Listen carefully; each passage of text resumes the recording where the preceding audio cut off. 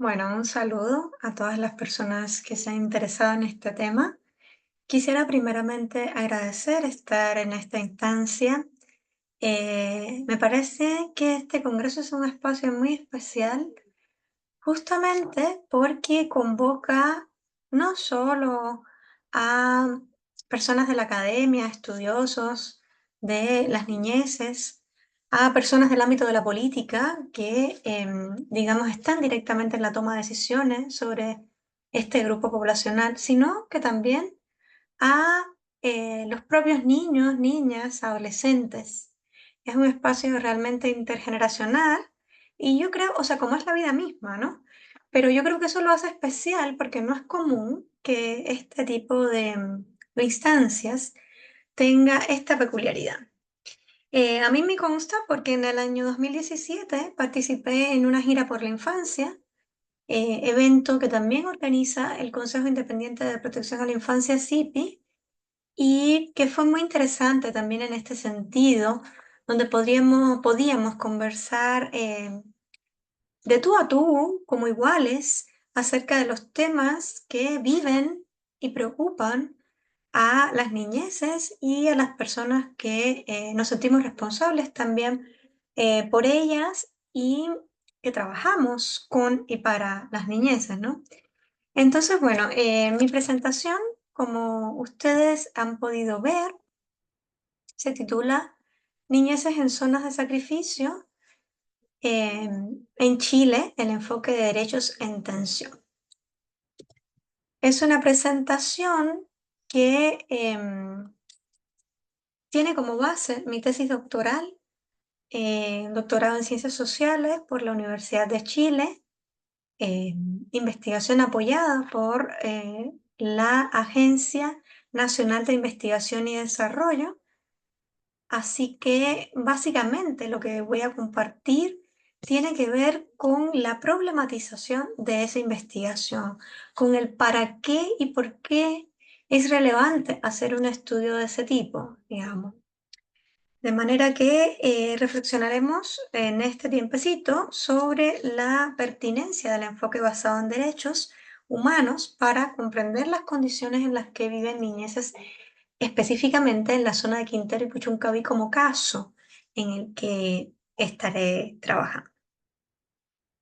Así que voy a partir abordando qué es el enfoque basado en derechos humanos, qué implicaciones tiene para el caso de este tema. De ahí voy a explicar brevemente qué son las zonas de sacrificio. Indagaremos en dos aspectos clave del enfoque de los derechos de las niñeces, como son el papel de las políticas públicas y la participación de los propios niños, niñas, adolescentes, para terminar reflexionando sobre algunos avances, pero también tensiones en el enfoque de derechos para el caso que analizaré. El enfoque basado en derechos humanos o enfoque de derechos es un marco conceptual, una manera para comprender el proceso de desarrollo humano, para contribuir. No solo es un marco comprensivo, es un marco de acción que permite también contribuir al desarrollo humano, especialmente orientando cuáles son las acciones necesarias para dar cumplimiento a los derechos de las personas. Entonces, este enfoque se basa en los distintos instrumentos de derechos humanos que existen a nivel internacional y desde el punto de vista práctico, operacional, se orienta a promover y proteger los derechos humanos por medios de acciones, acciones que se concretan a través de las políticas públicas, con especial atención, aunque no exclusivamente, pero sí con una intención orientada a grupos poblacionales que son víctimas de discriminación, desigualdad y exclusión social.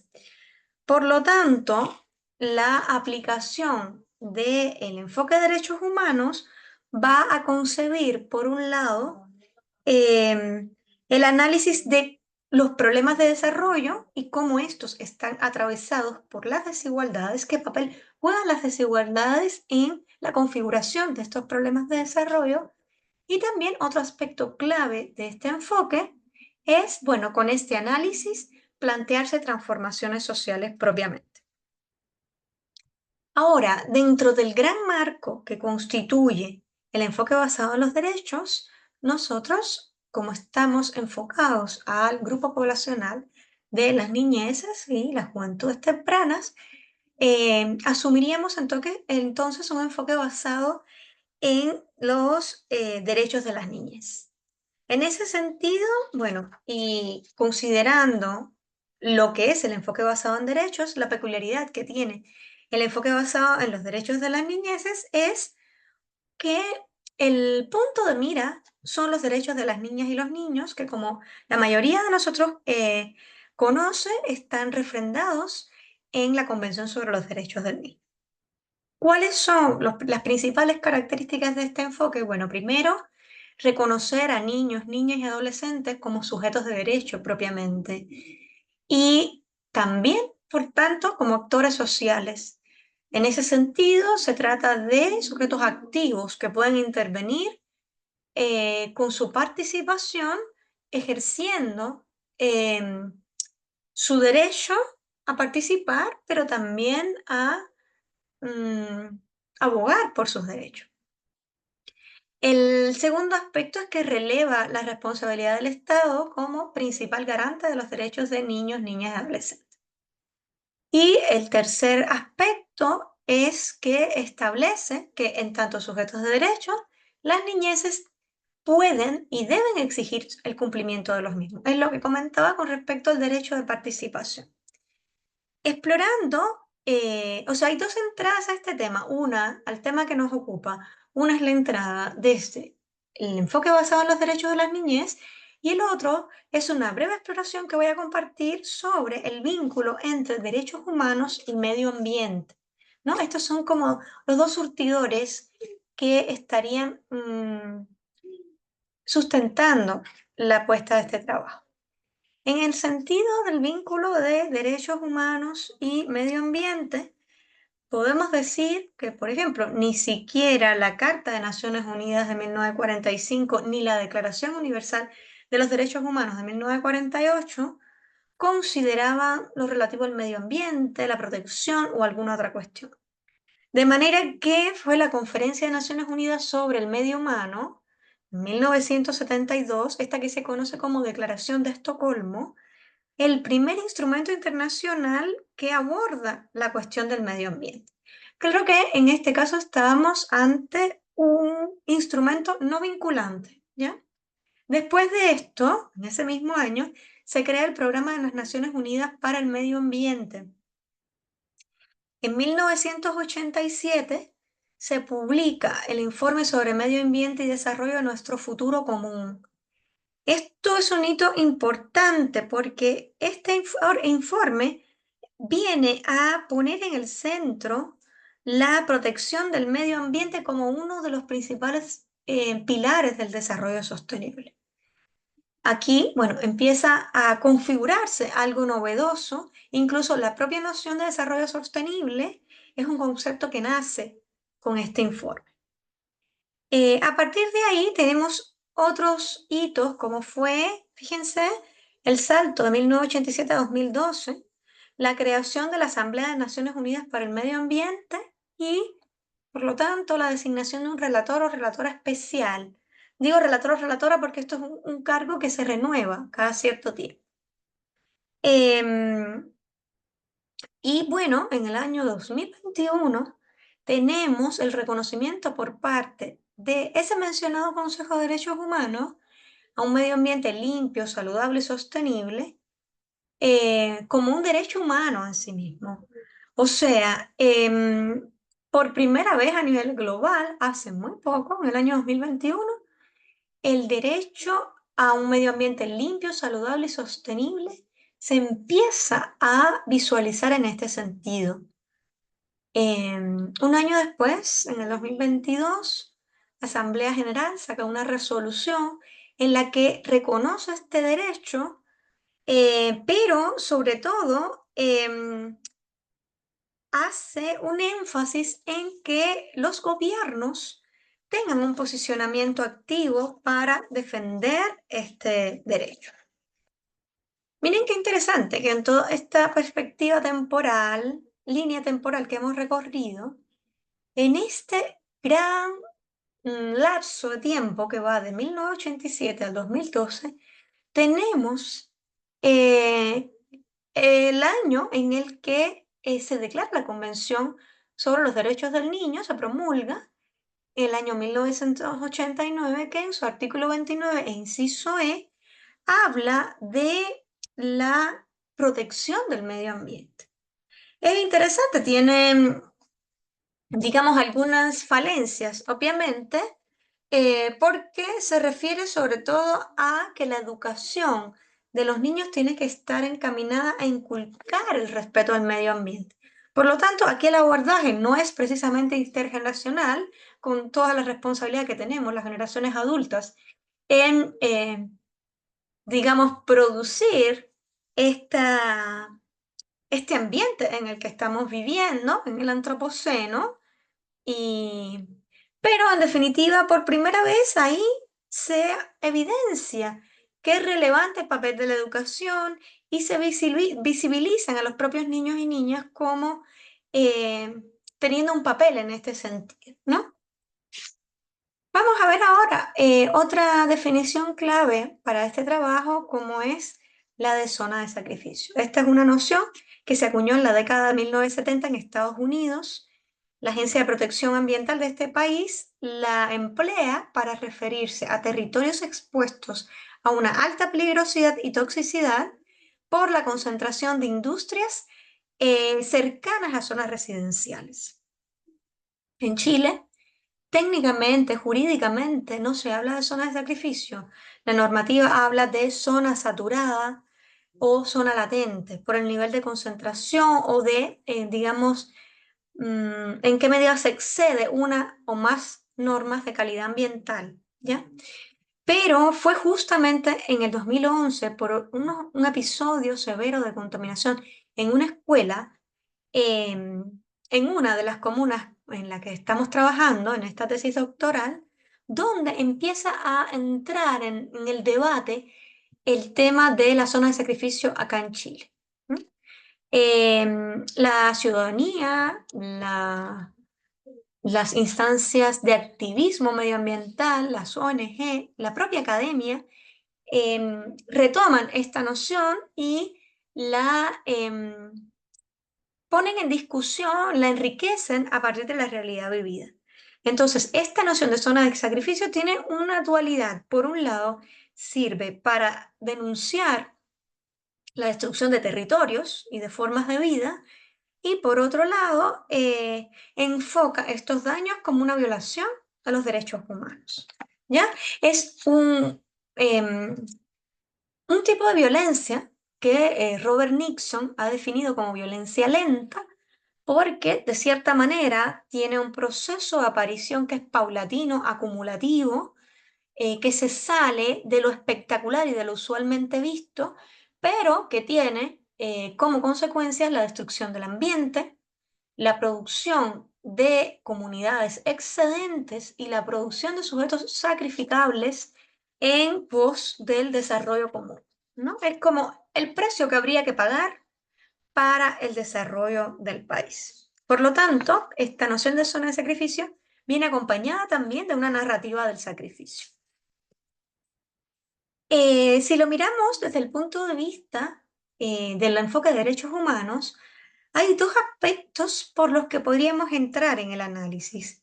Uno tiene que ver con la justiciabilidad, y por eso vamos a hablar ahora de políticas públicas y justiciabilidad, y el otro, la participación de los actores clave, en este caso, las niñeces. En términos de políticas públicas y justiciabilidad, perdón, podemos entender que en los últimos años Chile ha vivido un proceso de renovación en términos de políticas públicas, algo que había sido un reclamo durante mucho tiempo de las organizaciones que trabajan con y para las niñeces, se concretó en el año 2022 con la Ley sobre Garantías y Protección Integral de Derechos de la Niñez y Adolescencia, un marco que establece la responsabilidad del Estado en cuanto al derecho al medio ambiente, en particular relativo al derecho que tienen niñas, niños, adolescentes a vivir y disfrutar, aprender en un medio ambiente saludable y sostenible, así como protegerlo y mejorarlo. Recientemente, a inicios de agosto de este 2024, el gobierno aprobó la Política Nacional de la Niñez y la Adolescencia 2024-2032. Esta es la primera política en Chile dirigida exclusivamente a este grupo poblacional, que se construye con mandato de ley. Es una política además que tuvo en su base un proceso amplio, participativo, y bueno, esto no deja de ser un mérito, por supuesto. Eh, por otro lado, podemos identificar cómo cuestiones que han ido pasando en las zonas de sacrificio han derivado a procesos judiciales que, si se quiere, han sentado las bases o han empujado a la comprensión del medio ambiente en estas normativas que he comentado. Por ejemplo, si miramos a los últimos 5 años, en el 2018, el Instituto Nacional de Derechos Humanos presentó un recurso de protección a la Corte de Valparaíso, la región donde se encuentran estas comunas de Quintero y Puchuncaví, en relación con hechos de intoxicación ocurridos. Esa acción fue desestimada, por ejemplo, en 2018. Un año después, la Defensoría de la Niñez, en conjunto con diversos actores de la sociedad civil, incluyendo el Instituto Nacional de Derechos Humanos, presenta un recurso a una escala superior, en este caso a la Corte Suprema de Justicia de Chile. Este se considera que fue un hecho histórico porque este recurso fue acogido y la Corte Suprema instruyó una serie de medidas, en la que, por supuesto, declaró al Estado de Chile como responsable de los hechos referidos, y señaló, y leo textualmente: el Estado no puede propender a un desarrollo económico abandonando su rol de garante de los derechos constitucionales y así su deber de protección a la población y la familia y promoción del bien común. Por esa razón, en ese momento, 2019, se ordenó la realización de 15 medidas, algunas de ellas sujetas a plazos determinados. Sucede que en junio del 2022, la Defensoría de la Niñez, viendo que a pesar de todo seguían ocurriendo procesos de intoxicación, especialmente en las poblaciones de niñeces, em, envía a la Comisión Interamericana de Derechos Humanos, ven cómo van escalando en estas demandas, una solicitud de medidas cautelares a favor de niños, niñas y adolescentes habitantes de las comunas de Quintero y Puchuncaví. La razón estaba en que durante ese periodo habían ocurrido una cantidad importante de episodios de intoxicación. Desde el 2019 había medidas ya pautadas por la Corte Suprema y muchas de ellas no estaban siendo cumplidas. Esto lo comento a modo de ejemplo de cómo se han ido posicionando algunas demandas em, para defender los derechos de las niñeces y procesos en los que, por cierto, también han participado familias y niñas, niños y adolescentes. Por otro lado, como les decía, a la par de la mirada a las políticas públicas y la justiciabilidad, tenemos la mirada a la participación de las niñas y los niños. Uno puede pensar, ¿cómo es eso posible en las zonas de sacrificio, no? Numerosas investigaciones revelan que la exposición a material generado por las industrias tiene un efecto particularmente nocivo en el organismo de las niñas y los niños. En su sistema respiratorio, en general, en su salud. Sin dudas, hay importantes enfermedades cuyas causas están asociadas a la contaminación, que además tienen efectos duraderos y que incluso son efectos que se transmiten de generación en generación. Efectivamente, eso implica que hay derechos a la supervivencia, al desarrollo, a la educación, a la salud, al medio ambiente, a la participación, que están siendo vulnerados con la existencia de estas zonas industriales. En el caso de Quintero y Puchuncaví, en el año 2019, la Defensoría de la Niñez de Chile encargó a la Universidad Católica de Valparaíso un estudio donde niñas y niños participantes se autodenominan, por ejemplo, hijos de la contaminación o los caídos. Em, y donde además, respecto a la vulneración de derechos, se pone de relieve que hay una modificación drástica en la vida cotidiana de las niñas. Por ejemplo, en el 2016, 3 años antes de esta investigación referida, la Fundación para la Superación de la Pobreza había encontrado que el juego seguía siendo una práctica significativa del hábitat comunitario, aun cuando se vivenciara inseguridad. Em, Sin embargo, ya en el 2019 vemos que los recurrentes episodios de contaminación han modificado la forma de habitar el territorio y han limitado el juego, la socialización entre pares, la práctica del deporte, la actividad al aire libre. ¿Ya? De esta manera, nosotros vemos configuradas algunas tensiones que justifican la necesidad de profundizar estudios que, por cierto, con la población infantil no son precisamente frecuentes, ¿ya? En primer lugar está la cuestión de la vulnerabilidad diferenciada. Efectivamente, si hablamos en materia de gestión de riesgos de desastre, es frecuente encontrar a las niñas y niños con prioridad en la protección, entre los segmentos poblacionales con mayores dificultades para afrontar y recuperarse de una crisis. Sin embargo, esa vulnerabilidad diferenciada no es una condición intrínseca, tiene que ver con una construcción social de las niñeces. Por lo tanto, las relaciones sociales que establecemos en el marco de sociedades adultocéntricas es la que configuran en realidad esa vulnerabilidad diferenciada. La otra cuestión a señalar es la necesidad de abordar estas problemáticas desde una articulación intersectorial, con una perspectiva interdisciplinaria y multiescalar, a diferentes escalas. Las cuestiones medioambientales y en particular estas cuestiones que tienen que ver con lo que se considera un desastre lento, suele quedar generalmente fuera de las políticas de gestión de riesgo de desastre. Entonces, esto es un desafío, ¿no? Lograr articular las diferentes instancias para abordar lo que ello implica. La otra cuestión tiene que ver con asumir una gestión inclusiva de riesgo de desastre. Una gestión inclusiva de riesgo de desastre implica incorporar un enfoque generacional y un enfoque de género a la gestión de riesgo. Y por otro lado, comprender todas las ambivalencias intergeneracionales que se configuran en el hecho de vivir cotidianamente en una zona de sacrificio. Por ejemplo, cómo se elabora el hecho de vivir en lugares en riesgo porque hay amenazas antrópicas, es la acción humana la que provoca el riesgo, ¿ya? Y ese es el mundo adulto el que lo provoca, básicamente.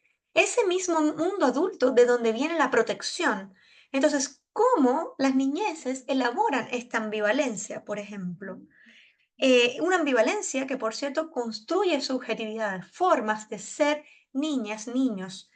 Otra ambivalencia tiene que ver con el hecho de que, claro, cuando entendemos que las niñeces están en riesgo, la primera reacción es protegerles. Y a veces en esa acción protectora minimizamos su capacidad de acción. Yo creo que esto es un elemento importante porque las niñeces en la investigación que refería, encargada por la Defensoría de la Niñez, no solo pueden ser vistas como víctimas, sino también se ve algunas formas de cuidarse, algunas formas de buscar el bienestar y tácticas de resistencia que emergieron en esas condiciones. Otro elemento, otra ambivalencia interesante aquí es ver no solo cómo esto puede tener un impacto en su salud y en la forma en que se autocuidan, sino también cómo eso implica una afectación para los otros, tanto los iguales como los adultos, significativos para niñas y niños, y cómo estas niñezas también devienen cuidadoras. Estos elementos, entre otros, son los que pretendo profundizar en la investigación que propongo, ¿no? Cómo se condiciona esa vulnerabilidad de las niñeces, dónde están sus voces y cuáles son sus narrativas, qué hacen y cómo gestionan el riesgo de habitar en estos territorios. Muchas gracias.